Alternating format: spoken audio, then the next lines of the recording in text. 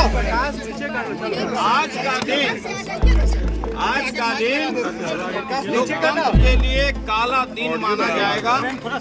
आज जो यह सदन में हुआ, लोकतंत्र के मंदिर में हुआ लोकतंत्र की हत्या, नीचे करना। अरे आपने खड़ा है तो अरे माइक नीचे करना कि आचार प्रेम समिति क्यों में खड़ा रखा है यार? फर्जी मामला बनाकर नहीं रहा इस तरह से किसी भी सदस्य की सदस्यता ले ली। आपने यह भी देखा होगा कि अगले को अपना पक्ष रखने का मौका भी नहीं दिया गया। ये पटकथा दिनांक 19 अप्रैल 24 को एक अन्य मार्ग में माननीय बिहार के मुख्यमंत्री नीतीश कुमार के नेतृत्व में बन चुका था।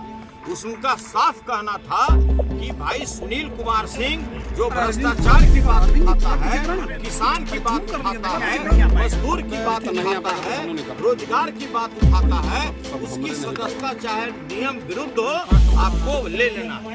और इसके लिए दो व्यक्ति को यह कार्य सौंपा गया।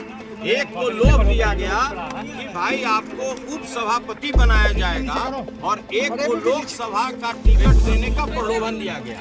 और इस प्रलोभन के दबाव में सारा कुकर्म कराया गया उन लोगों से। आप लोग ये भी जानते हैं कि जो नियमावली बनाई गई है बिहार विधान परिषद कैसे होता है यार? 1 घंटा तक माइक नहीं है कि आप किसी सदस्य का सदस्यता ले लें। तो आपने ये भी देखा होगा कि जिस तरह से आज सदन में जब नेता प्रतिपक्ष ने कहा कि भाई यह जो आप इस मामले को लाए हैं इस पर चर्चा होना चाहिए, सभापति महोदय ने हम लोग को आश्वस्त किया कि भाई इस पर चर्चा जिस समय ये आएगा हाफ टाइम के बाद कराया जाएगा। लेकिन उसको आनन फानन में हाफ टाइम के पहले ही हाँ ना करके समाप्त करा दिया गया। मैंने उठ करके बोला कि भाई जिसको फांसी दी जा रही है कम से कम उसकी बात तो सुन लीजिए। और ये बिल्कुल यह लोकतांत्रिक मूल्यों का हत्या है जो आज जो सदन में हुआ है ये सदियों तक लोग याद रखेगा। आज यह सदन का बिल्डिंग कह रहा है कि न्यायपूर्ण निर्णय हुआ है। आप किसी कर्मचारी से बात कीजिए, किसी सदस्य से बात कीजिए, सभी लोगों ने कहा है कि ये लोकतांत्रिक मूल्यों का हत्या है। आचार समिति की बैठक में आप नहीं जा रहे थे, कहा जा रहा है। बिल्कुल यह फर्जी आरोप है। जितने बार नोटिस मिला उस समय लोकसभा का चुनाव चल रहा था, मैंने कहा कि राष्ट्रीय जनता दल ने मुझे स्टार कैंपेनर बनाया है, मैं सारण का प्रभारी हूं, इसलिए जैसे ही लोकसभा का चुनाव खत्म होगा मैं आपके दिए हुए तिथि पर उपस्थित होकर सभी वस्तु स्थिति की जानकारी दूंगा। उसके बाद उन्होंने कहा कि नहीं आप लास्ट 12 तारीख को आइए, नहीं तो मैं एक तरफा फैसला ले लूंगा। 12 तारीख को उपस्थित होकर मैंने समिति के समक्ष कहा कि भाई जब तक हमको साक्ष्य नहीं दीजिएगा नेचुरल जस्टिस के तहत, जब तक आप वीडियो का क्लिप नहीं दीजिएगा तब तक हम कैसे जवाब दे सकते हैं।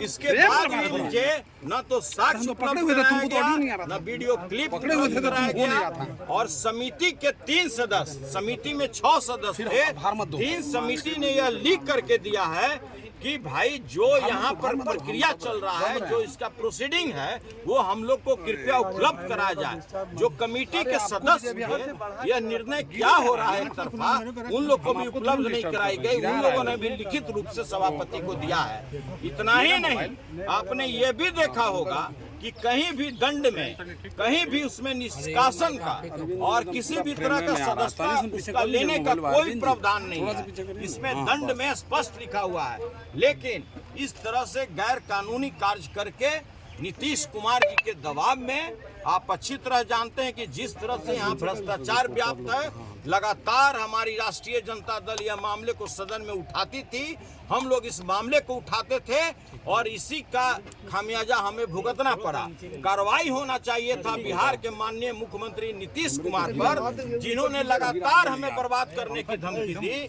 नीतीश कुमार पर कार्रवाई होना चाहिए। जिस तरह से उन्होंने महिलाओं को अपमानित करने का काम किया और जिस तरह से दोनों सदन में उनका बयान आया, कार्रवाई उनके ऊपर होना चाहिए, कार्रवाई उनके ऊपर होना चाहिए, कार्रवाई उनके ऊपर होना चाहिए था। भाई अभी हाल में ही उन्होंने दलित महिला विधायक को जिस तरह अपमानित भाषा का प्रयोग किया, कार्रवाई उनके ऊपर होना चाहिए। को खुश करने के लिए सारे गरिमा को लोग त्यागते हुए, सारे कानून को ताक पर रखते हुए उन्होंने एक तरफा कार्रवाई मेरे विरुद्ध किया है। देखिए, आगे निर्णय लेना मेरा पार्टी का काम है।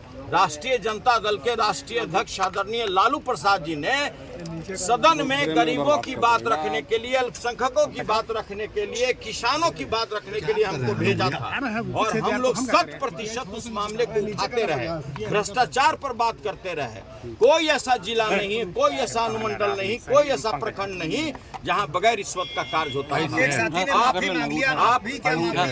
देखिए, माफी मांगना चाहिए माननीय नीतीश कुमार को कि उन्होंने अपराध किया है, उन्होंने गलत आचरण किया है, वो लगातार सदस्यों को बर्बाद करने की धमकी देते रहे। हम लोगों ने कभी भी जो विधान परिषद की जो प्रक्रिया और कार्य संचालन नियमावली है उसके प्रतिकूल हमने कभी कोई कार्य नहीं किया है। सभी लोग जानते हैं हम लोग जनहित के मुद्दा उठाते थे, जो माननीय मुख्यमंत्री जी को नागवार गुजरता था। माननीय मुख्यमंत्री जी के दबाव पर सारी कार्रवाई की जा रही थी और इसकी पटकथा मैंने पहले भी कहा है कि 19 अप्रैल को ही तैयार कर दी गई थी एक अन्य मार्ग में। इसके अलावा देश में पहली बार आपने देखा होगा कि जो पत्र हमारा हाथ से लोग स्वीकार नहीं करता था, जो हम सभापति या जो आचार समिति के अध्यक्ष थे उनको देते थे, तो मैंने डाक से भेजना शुरू किया। डाक मेरा लौटा दिया जाता था। मेरा डाक कहता था कि नहीं, सचेतक सुनील कुमार सिंह का चिट्ठी रिसीव नहीं करना है।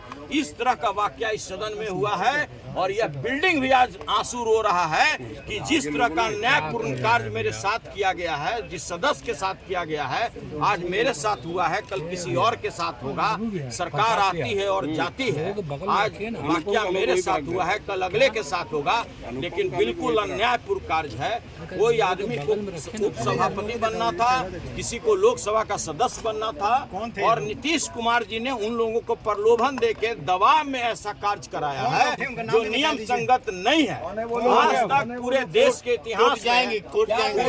इतिहास में ऐसी घटना नहीं हुई है कि कोई व्यक्ति अगर वेल में आकर के न्यायपूर्ण तरीके से, संसदीय तरीके से अगर अपनी मांग को रख रहा है, किसानों की मांग को रख रहा है, जो बेरोजगार युवक है उसकी मांग रख रहा है और उसकी सदस्यता खत्म कर दी जा रही है। बिल्कुल फर्जी आरोप है। अगर मिमिक्री आप कभी भी, आप लोग मीडिया वाले हैं, आप लोग भी जब कार्य संचालन होता है तो उस समय आप लोग भी उपलब्ध होते हैं। कभी भी वीडियो निकाल लीजिए कि क्या डॉक्टर सुनील कुमार सिंह ने कभी मिमिक्री की, और यदि मिमिक्री करता भी तो वो भी अपराध नहीं है, वो भी अपराध के श्रेणी में नहीं है कि कोई किसी की मिमिक्री करे और उसकी आप सदस्यता ले लें। आप लोग जानते हैं कि भारत के माननीय प्रधानमंत्री जी भी किसी की मिमिक्री किए लेकिन उनकी सदस्यता नहीं गई। यह बिल्कुल फर्जी है, यह आरोप फर्जी है, यह आरोप फर्जी है और ये लोग डिटरमाइंड थे। पटकथा पहले से तैयार था और इसमें जिस तरह का आरोप लगाए गए हैं दूर दूर तक मेरे ऊपर आरोप साबित नहीं होता है। अगर आपने सदन से निकाल दिया तो आप सड़क से नहीं हटा सकते हैं। मेरा आवाज सड़क पर से ऐसा लागू होगा जो नीतीश कुमार के कान को भेदते उनके दिमाग तक जाएगा। ये समाजवादी चोला में देश में इतना बड़ा भ्रष्टाचारी नेता कोई नहीं है माननीय नीतीश कुमार जैसा।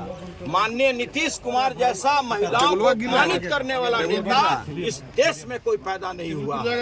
माननीय नीतीश कुमार जैसा नेता जो सदन में प्रत्येक सदस्य को डराता हो, कहता हो कि दबाव देंगे तुम बर्बाद हो जाएगा, ऐसा नेता आपने नहीं देखा होगा।